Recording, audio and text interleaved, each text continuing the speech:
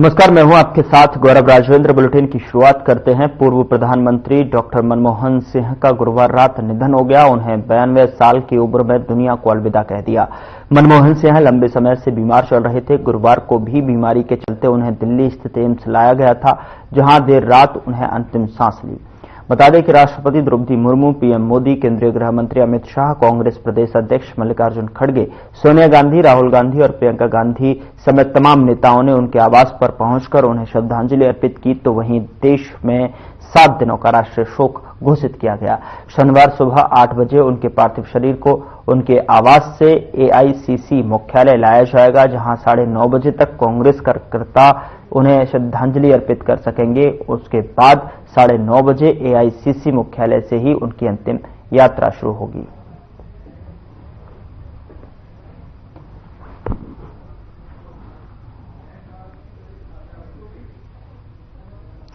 हम आपको ग्राफिक्स के जरिए उनके सफर को समझाते हैं कि यूपीए सरकार में 10 साल तक प्रधानमंत्री रहे। तो पूर्व पीएम मनमोहन सिंह का राजनीतिक सफर ग्राफिक्स के माध्यम से आप तक पहुंचा रहे हैं। 2004 से 2014 तक लगातार 10 साल प्रधानमंत्री के पद पर रहे। 1991 में पहली बार बने राज्यसभा सदस्य।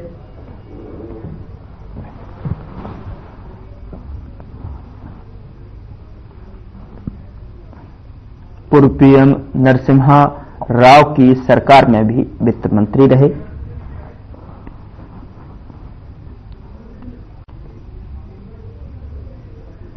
एक अक्टूबर 1991 से 14 जून 2019 तक राज्यसभा सदस्य रहे। पूर्व पीएम मनमोहन सिंह का 92 साल की उम्र में निधन हो गया और ग्राफिक्स के माध्यम से सफर राजनीतिक किस तरीके का रहा वो आप तक पहुंचा रहे। 20 अगस्त 2019 से 3 अप्रैल 2024 तक फिर से राज्यसभा सदस्य रहे।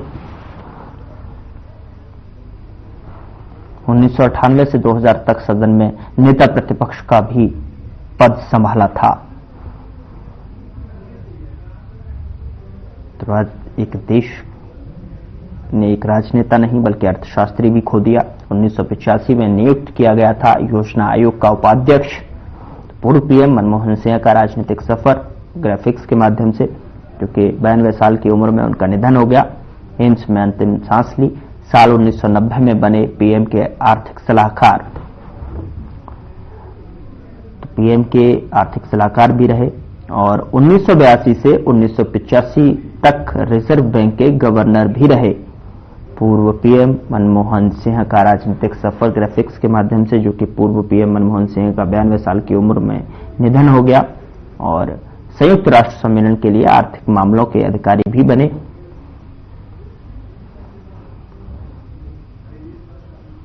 तो 1966-1969 तक संभाला आर्थिक मामलों के अधिकारी का पद।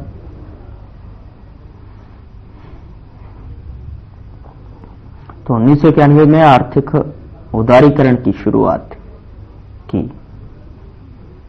5 ऐतिहासिक उपलब्धियां डॉक्टर मनमोहन सिंह की, जो आईटी और टेलीकॉम क्षेत्र में बड़े सुधार किए, और ये उपलब्धियां जिनकी वजह से हमेशा याद किया जाएगा।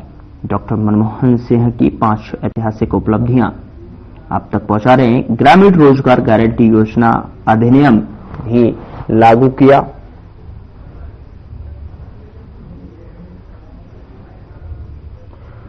और 2008 में भारत अमेरिका परमाणु समझौता भी यहां पर उन्होंने किया। डॉक्टर मनमोहन सिंह की ऐसी 5 ऐतिहासिक उपलब्धियां आपके सामने, जहां पर जिनको लेकर हमेशा याद किया जाता रहेगा। शिक्षा के क्षेत्र में कई ऐतिहासिक सुधार भी किए।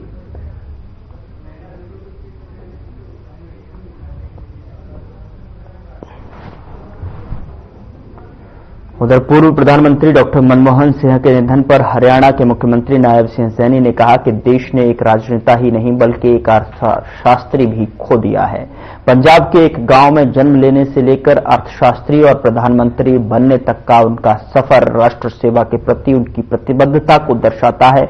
उन्हें उनकी सादगी और उनके आर्थिक फैसलों के लिए हमेशा याद किया जाएगा। सीएम ने ईश्वर से प्रार्थना करता हूं कि उनकी आत्मा को शांति मिले।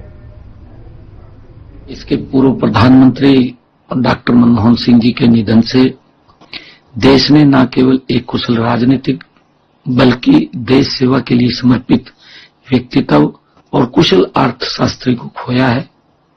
पंजाब के एक साधारण गांव, छोटे गांव से भारत के अर्थशास्त्री और प्रधानमंत्री बनने का सफर उनके समर्पण और देश की सेवा को दर्शाता है। उनको हमेशा ही सादगी और विद्वता के लिए याद किया जाएगा। देश के विकास के लिए किए गए आर्थिक फैसलों में उनका योगदान हमेशा याद रखा जाएगा। मेरी ईश्वर से प्रार्थना है कि दिवंगत आत्मा को शांति प्रदान करे और परिवार तथा प्रियजनों को इस कठिन समय में संबल दे। पूर्व प्रधानमंत्री डॉक्टर मनमोहन सिंह के निधन पर हरियाणा के खाद्य आपूर्ति राज्य मंत्री राजेश नागर ने शोक जताया। राजेश नागर ने कहा कि हमें शोक है कि एक राजनीतिज्ञ का अंत हुआ है। ईश्वर से प्रार्थना है कि उन्हें शक्ति दे और इस दुखी घड़ी को सहने की। वहीं दूसरी तरफ जगह जगह चलाए जा रहे जांच अभियान को लेकर भी राजेश नागर ने जानकारी दी। कैसे घोटाले होने पर कार्रवाई जारी है।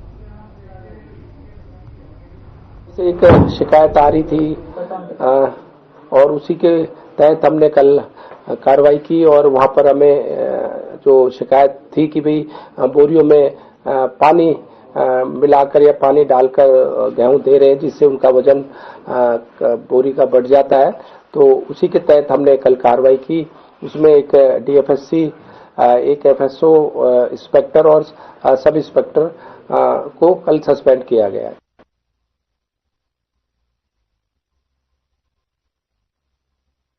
उधर जिला परिषद चेयरमैन के खिलाफ अविश्वास प्रस्ताव पर अभी कोई फैसला नहीं हो पाया है और इसका कारण पार्षदों के कोरम का पूरा ना होना बताया जा रहा है। आपको बता दें कि इसकी अगली तारीख प्रशासन के तय नहीं की है और बता दें कि भिवानी जिला परिषद की चेयरमैन अनीता मलिक हैं। अनीता मलिक के खिलाफ कुछ दिन पहले अविश्वास प्रस्ताव लाया गया था और इसको लेकर बैठक हुई। बैठक में कोरम पूरा नहीं होने की वजह से बैठक नहीं हो पाई और अगले आदेश तक टाल दी गई।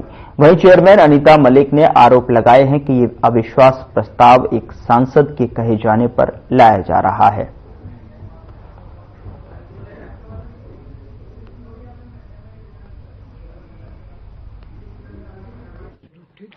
देखिए, हम टाइम पर पहुंचे हुए थे, पार्षद भी कुछ आए हुए थे। एक तो बारिश का मौसम था और एक हमारे देश के पूर्व प्रधानमंत्री जी का स्वर्गवास हो गया। उस वजह से भी ये मैसेज पहुंचा है कि भाई मीटिंग कैंसिल होगी।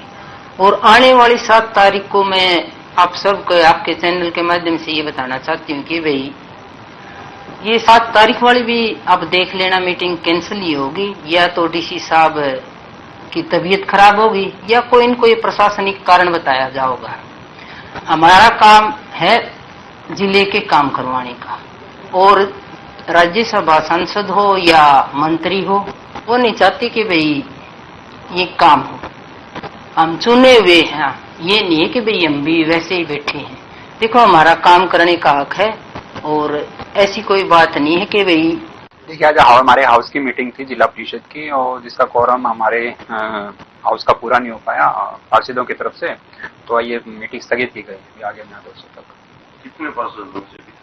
हाँ, टोटल हमारे 22 पार्षद हैं, टोटल 4 ही आप हैं। तो आगामी कब की डेट है? हाँ, जैसे भी बताया जाएगा हम आपको इंटीमेट कर देंगे। राशन लेना झूठे 3 कार्ड में रखे, आपका, आपकी बहू का न्यारा, आपका न्यारा।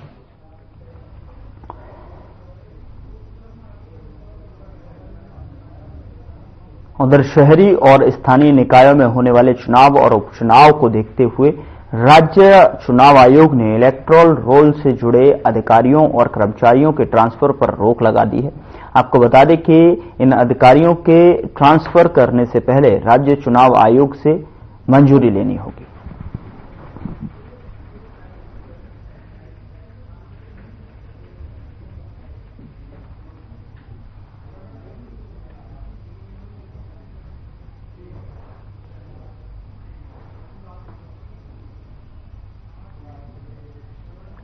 पूर्व सीएम स्वर्गीय ओम प्रकाश चौटाला की अस्थि कलश यात्रा हिसार पहुंची और यात्रा के दर्शन करने के लिए बड़ी संख्या में कार्यकर्ता पहुंचे। आपको बता दें कि सैकड़ों लोगों ने श्रद्धांजलि अर्पित की और इस अवसर पर कैबिनेट मंत्री रणवीर गंगवा और पूर्व वित्त मंत्री संपत सिंह भी मौजूद रहे। बता दें कि रणवीर गंगवा ने कहा कि चौधरी ओम प्रकाश चौटाला देश के बहुत बड़े नेता थे, प्रदेश के विकास में उनका अहम योगदान रहा है। वहीं पूर्व वित्त मंत्री प्रोफेसर संपत सिंह और ने कहा कि चौधरी ओम प्रकाश चौटाला के निधन से एक राजनीतिक युग की समाप्ति हुई है और उन्होंने सदैव किसान, मजदूर और गरीब वर्ग के लिए संघर्ष किया है।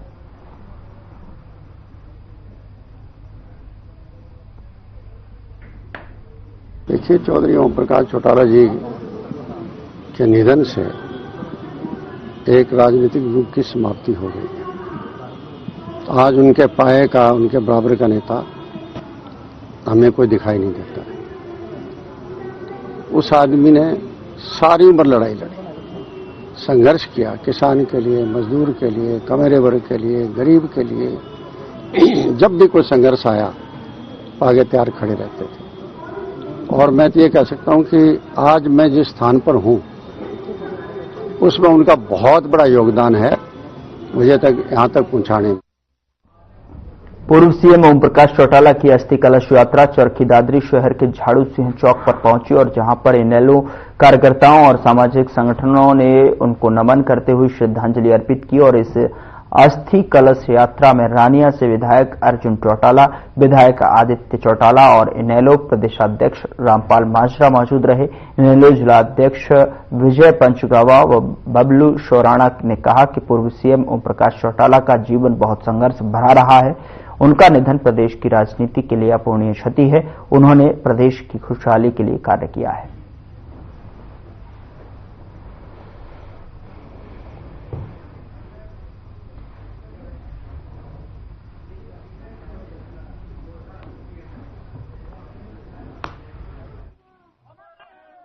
आज हमारे चरखी दादरी जिला के अंदर लोह पुरुष चौधरी ओम प्रकाश चौटाला की कलश यात्रा पहुंची। उस कलश यात्रा का हमारे प्रदेश के अध्यक्ष रामपाल माजरा जी ने स्वागत किया और साथ में हमारे जिला के प्रधान विजय पंचगामा जी, रानिया से विधायक और लोह पुरुष ओम प्रकाश चौटाला के पुत्र अर्जुन चौटाला जी, आदित्य चौटाला जी उनके अस्थियों को लेकर के दादरी के अंदर आए हैं।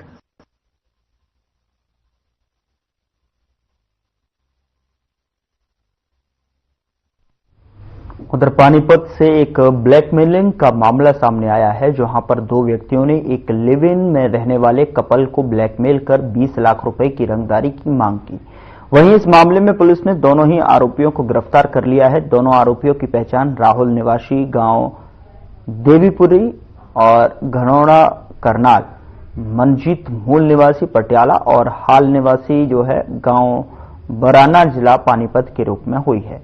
दोनों आरोपी सीसीटीवी कैमरे ठीक करने और इंस्टॉल करने का काम करते हैं। आपको बता दें कि आरोपियों ने लिव इन कपल के सीसीटीवी को फोन में इंस्टॉल करने के बहाने उनकी जीमेल आईडी जो है और पासवर्ड पूछ लिया था और इसके बाद वे कैमरों को वॉच करते रहे।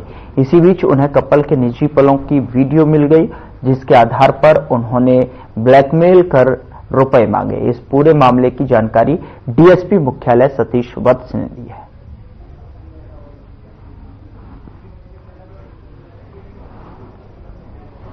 रिसेंटली 2 दिन पहले हमारे थाना तेरहस्त्रा में एक शिकायत आई थी कि कुछ लोग, 2 लड़के एक पेयर को, मतलब हस्बैंड वाइफ, वो लिव इन में रह रहे थे, हस्बैंड वाइफ नहीं थे, लिव इन में रह रहे थे, उनको वो ब्लैकमेल कर रहे हैं और कोई वीडियो उनके पास है, उनकी अश्लील वीडियो है और उसको लेके वो उसको ब्लैकमेल कर रहे हैं, पैसे की मांग कर रहे हैं। कभी 20 लाख मांगते हैं, कभी 10 लाख मांगते हैं।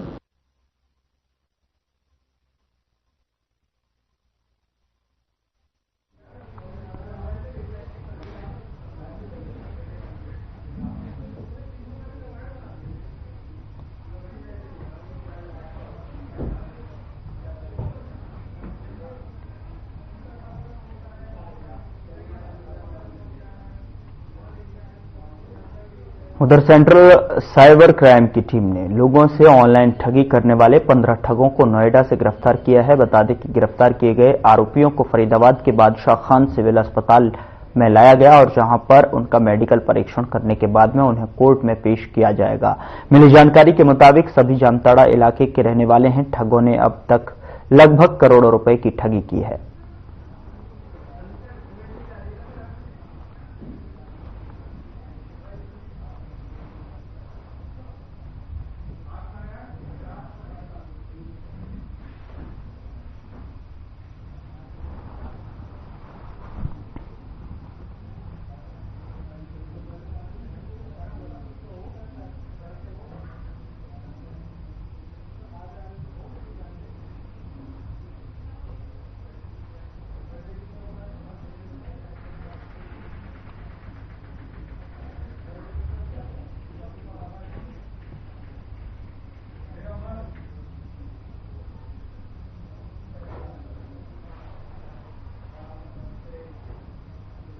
उधर कुरुक्षेत्र पुलिस ने बड़ी वारदात को अंजाम देने के फिराक में अवैध असले सहित जो है एक आरोपी को गिरफ्तार किया है। पुलिस की जो है अपराध अन्वेषण शाखा 2 ने अवैध असला रखने के आरोपी रमनदीप उर्फ जोनी बासी चिब्बा जिला कुरुक्षेत्र को गिरफ्तार करके उसके कब्जे से जो है एक देसी पिस्टल, 40 जिंदा रौंद और 3 मैगजीन सहित मोटरसाइकिल बरामद करने में सफलता हासिल की है। अपराध अन्वेषण शाखा 2 प्रभारी मोहन लाल ने जानकारी दी है।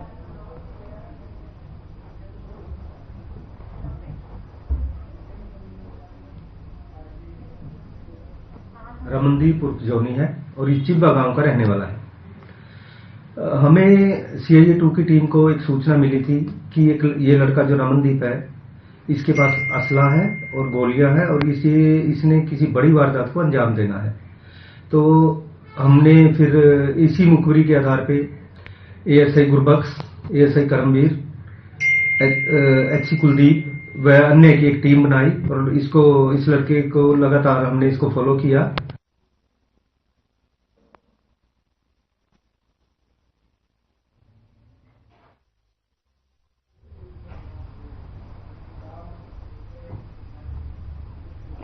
नीलोखेड़ी हलके के विधायक भगवान दास कबीरपंथी ने निसिंग सरकारी कार्यालयों का जो है औचक निरीक्षण किया और निसिंग तहसील में उन्होंने हाजिरी रजिस्टर चेक करते हुए काम में लापरवाही बरतने वाले अधिकारियों और कर्मचारियों को सख्त चेतावनी दी है। उन्होंने कहा कि सभी कर्मी अपने कार्यों में बिल्कुल भी लापरवाही न करें।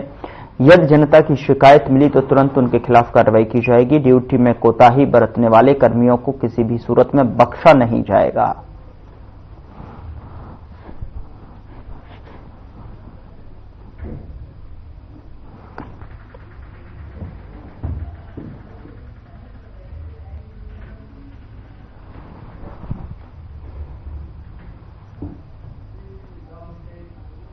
खबर फरीदाबाद से है, जहां तेज हवाओं के चलते मौसम ने करवट बदल ली और तेज हवाओं के साथ ही बारिश की भी शुरुआत हो गई। बता दें कि पिछले 1 घंटे से हो रही बारिश के चलते तापमान में भारी गिरावट आई है। दरअसल आपको बता दें कि प्रदूषण का स्तर भी कम हुआ है और AQI का लेवल कम होकर 140 पर पहुंच गया है।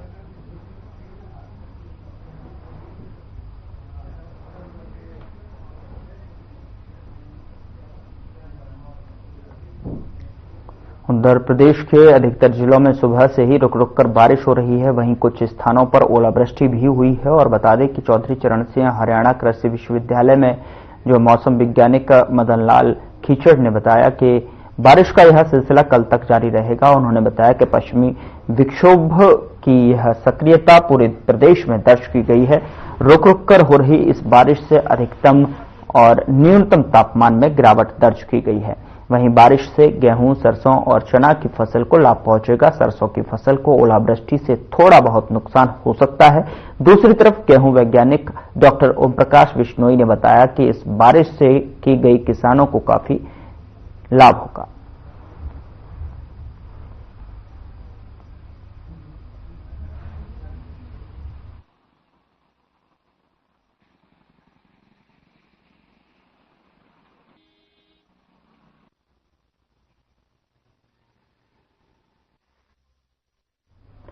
अब सीएमओ के बिना कर्मचारियों और अधिकारियों के तबादले नहीं हो सकेंगे। सरकार ने एक बार फिर से दोहराया है कि ग्रुप ए और बी, सी और डी कर्मचारियों का कोई भी तबादला मुख्यमंत्री की ट्रांसफर एडवाइजरी के बिना नहीं होगा।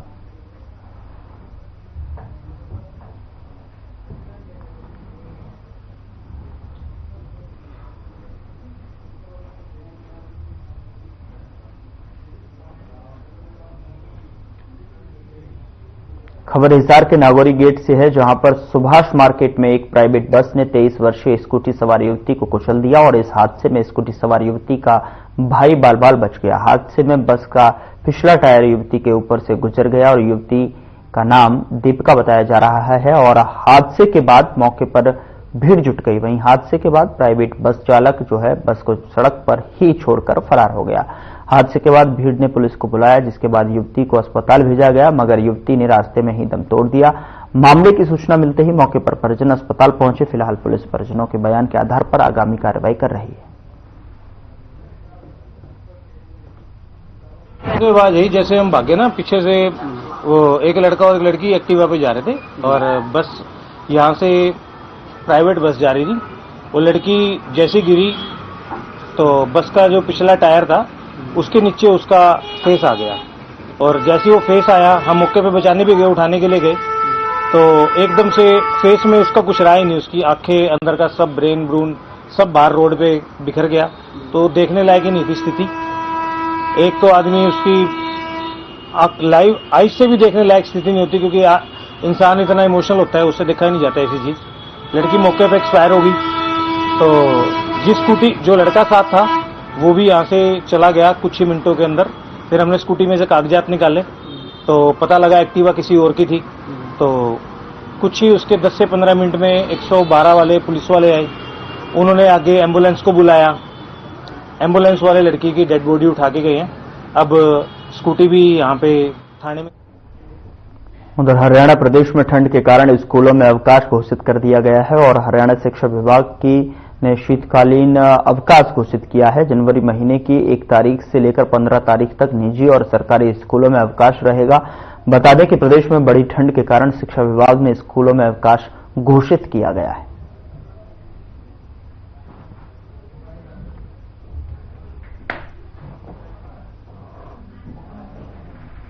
फिलहाल बुलेटिन में इतना ही। नमस्कार।